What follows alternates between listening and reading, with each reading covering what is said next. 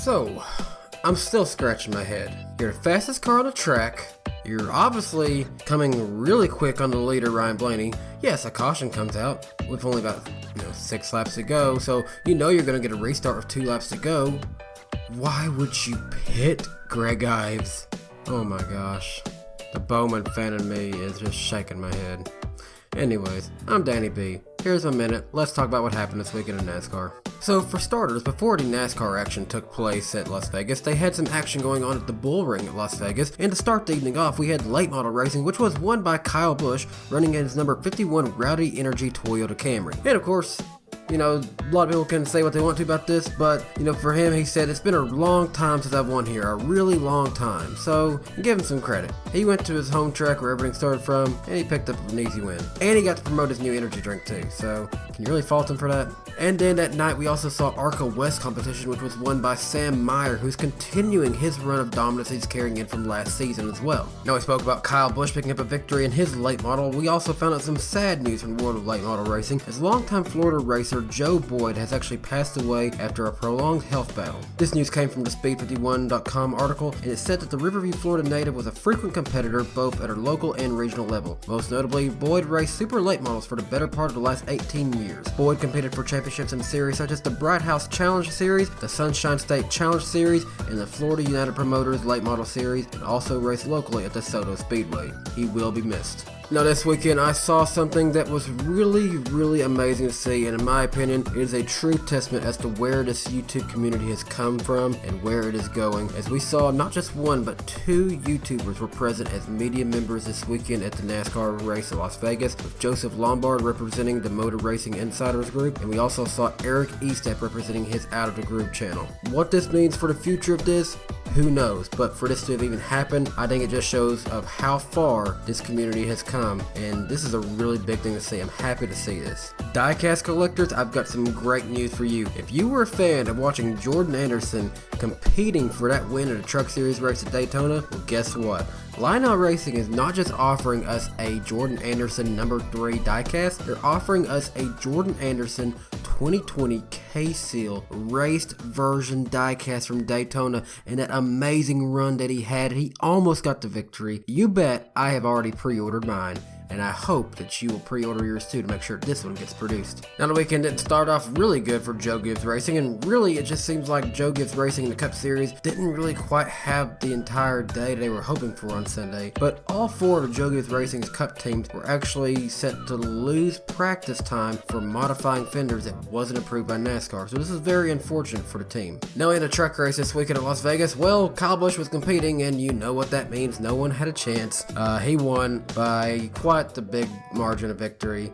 Johnny Sauter finished 2nd, Austin Hill 3rd, Matt Crafton 4th, Ben Rhodes rounds out your top 5 in the Truck Series. And, well, for Kyle Busch, he didn't quite get to get all of his victory celebration on TV, as it looked like we had to cut to a State Farm commercial right when he was trying to get the camera guy to get him a right angle. Then on Saturday, we really didn't see quite much happen at the Speedway, and this was kind of expected if you saw last week's episode of Danny B News Minute with Danny B Weather, as it was really well predicted that Saturday was going to see a lot of rain, and that did indeed happen. We didn't see Cup Series qualifying, there was numerous practice sessions that didn't happen, and we only got to run about 50 laps of the Xfinity race before that had to end up postponed to the following day after the Cup Series race. But one story that did come out on Saturday I saw, Chase Elliott had actually failed inspection 2 times that day, and this meant that he would actually have to lose his car chief for the weekend and 15 minutes of practice next weekend after failing that inspection. But as you'll see in just a few minutes, that really didn't affect him too much, as he seemed to have a great car.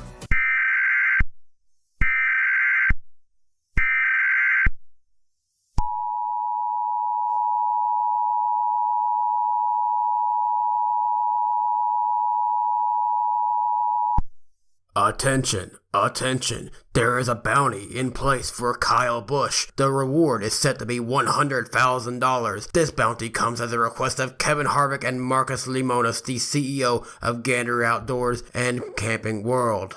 If any Cup Series driver can go and compete with Kyle Busch in the Truck Series in his next 4 starts, and not just compete with him, but beat him without wrecking Kyle Busch, the winner will receive $100,000. If Kyle Busch wins, the $100,000 will go to the charity of his choosing. Thank you. This was a message in regards to Kyle Busch's bounty, and Danny B needs a minute. After the incident with Ryan Newman at Daytona, NASCAR did look into the possibility of needing to change its overtime rules, but they came to the conclusion that they will not be changing their rules of overtime, and personally, I'm okay with that. I don't think that overtime was necessarily the issue. Again, it was just kind of one of those racing deals that it was just very unfortunate the way the accident happened, and just the fact that he got hit, 200 miles per hour in the driver's roof was just pure dumb luck that happened. So I'm all for it. I think NASCAR made the right call on this one. However, as you would assume they would, because they've done this in years past when an incident like this happens, according to the article I read from TobyChristie.com, NASCAR will be looking into anything and everything that they can to keep the cars on the ground after the crash of Ryan Newman. So they're not necessarily looking at overtime, but they will be having another look at seeing if there's anything that can be done to keep the cars on the ground.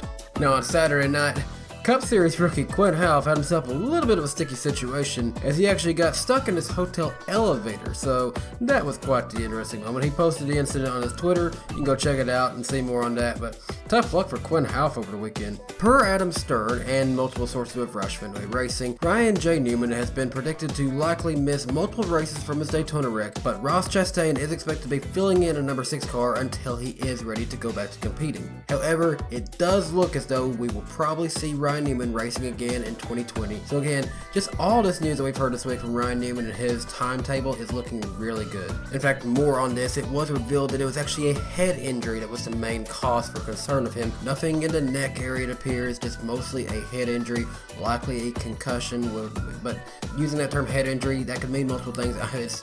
For me, it's like, okay, it's just like head injury, it's not necessarily defining everything, but I'll take it as it is. That's the news we've been given.